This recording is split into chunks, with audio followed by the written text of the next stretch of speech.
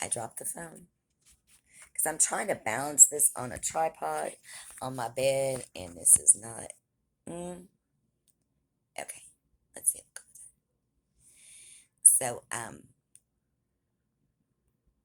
So, it got sticky around there, and she drank a lot to the point where she was definitely an alcoholic, and she wasn't able to, I don't know, focus on her house or the things that needed to be done around the house or the yard because she was really kind of just wanting to party and get her beers in. And so ultimately, we started to not get along as well because she resented me for not drinking and for paying attention to the boys. And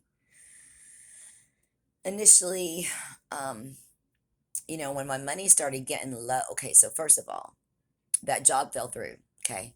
That job that was supposed to be there for me, that I was supposed to start in 2 weeks, didn't happen. So I started looking for work, and I didn't want to full on go get like a fast food job, um, because it's like six of one and half a dozen of the other. I guess if you're really young and you're just trying to make some money to survive, it's cool.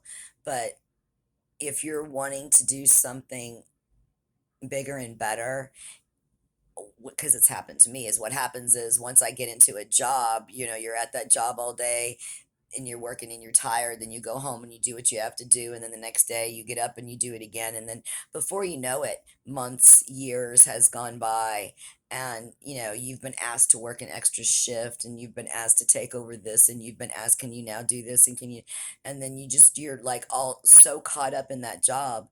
So I didn't want to get stuck in a McDonald's or something. I was trying desperately to, first of all, get my butt up into the redwoods. I didn't want to make that pit stop in Verdi. I really wanted to get on up into the redwoods, but anyway, I had to take it, step by step. And so my money was running low, and um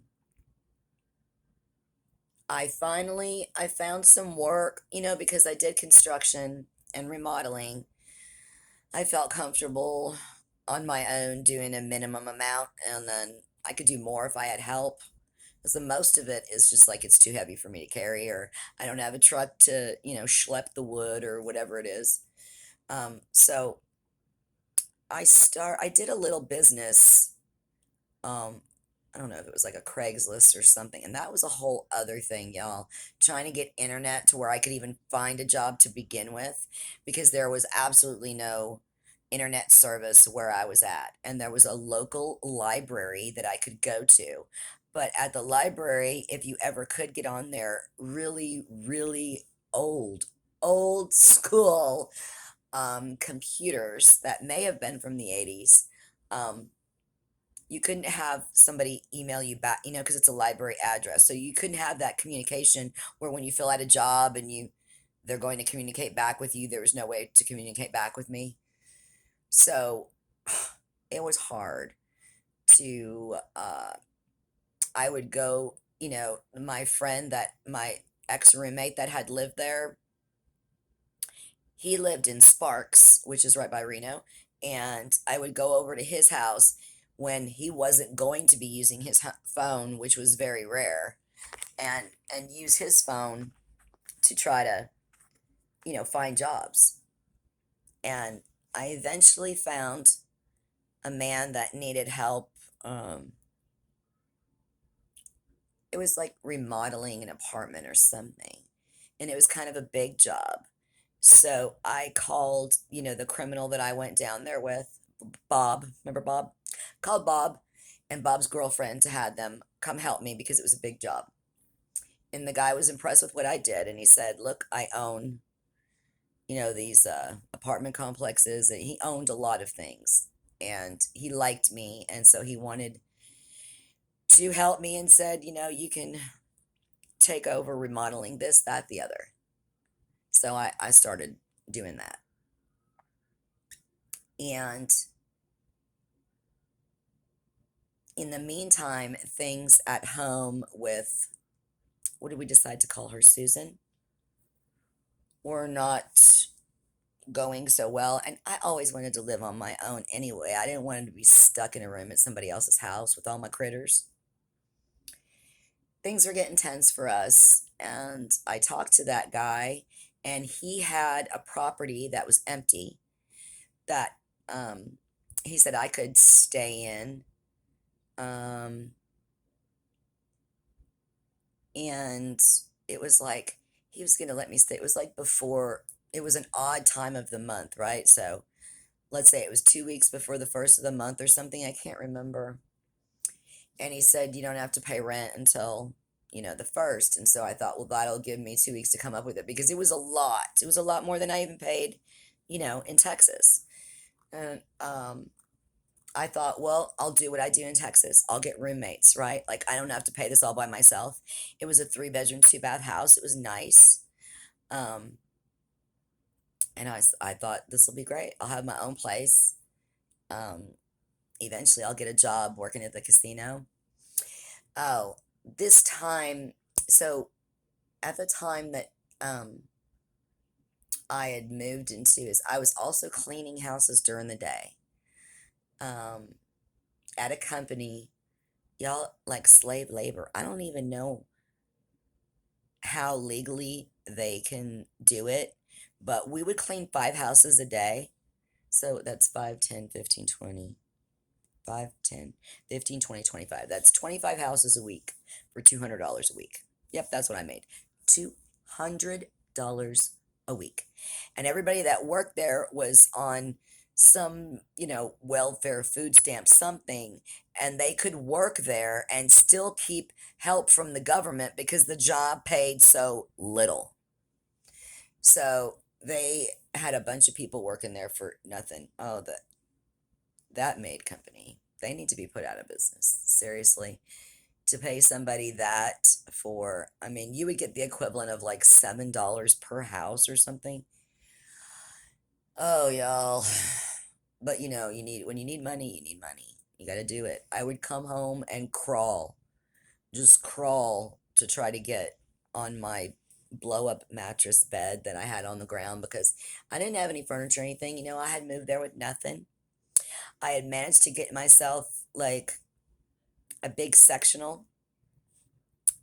So I took that property from that guy, and I got furniture, and I got myself a little, you go to those thrift stores. This is where poor people go, and they have every kind of appliance you can possibly think of. And I found a TV with a DVD player in it. Yep. And I just watch movies. Now, I have done that for years because I can't afford cable. I can watch the same movie 100 times in a row, and on the 101st, first, the first time after the 100th time, I'll still see something new. Like, when you watch movies over and over again, you have a chance to focus on different things.